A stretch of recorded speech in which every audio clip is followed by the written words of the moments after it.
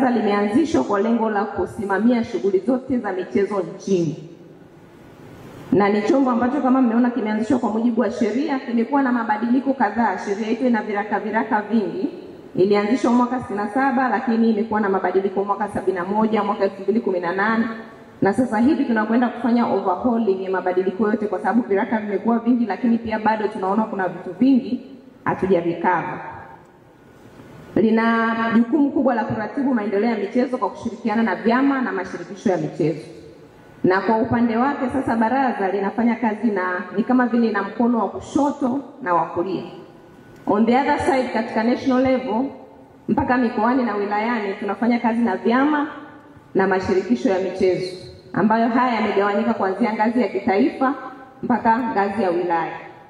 Lakini kwa upande wa mikoani ambako ndo mkono wetu mwingine, tunazo kamati za michezo za mikoa ambazo hizo zinaundwa kwa mujibu wa sheria.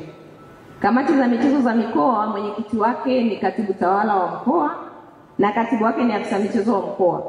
Lakini pia mkuu wa mkoa amepewa mamlaka ya kuteua wajumbe wengine 7 ambao yeye ataona ni wadau wa sekta ya michezo, ambao watakuwa ni miongoni mwa wajumbe watakao formulate hiyo kamati ya michezo ya mkoa. Tukija kwenye ngazi ya wilaya hali kadhalika, huku sasa kuna utofauti. Najua wengi tunaitika kwa wakurugenzi, lakini mwenyekiti wa kamati ya michezo ya wilaya ni katibu tawala wa wilaya na katibu wake ni afisa michezo wa wilaya.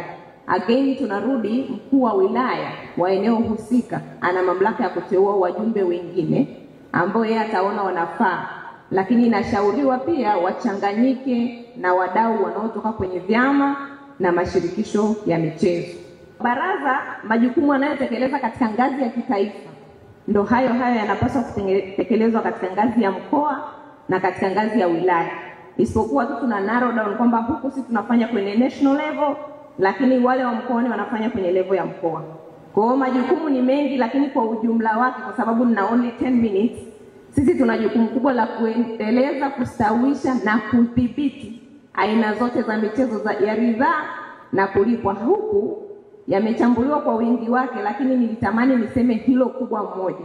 Tunafahamu katika kudhibiti unafanya nini? Tunasajili, tunatoa vibali, kwenye matukio mbalimbali ya michezo. Katika kustawisha kuna kutoa mafunzo, kuna kuwawezesha, kuna kuwajengea uwezo na vitu kama hivyo, na kuna kuibua vipaji. Kwa hiyo majukumu yako mengi, lakini ukia group in general unapata hilo kubwa moja la kustawisha, kuendeleza na kudhibiti aina zote za michezo ya ridhaa na michezo ya kulipa.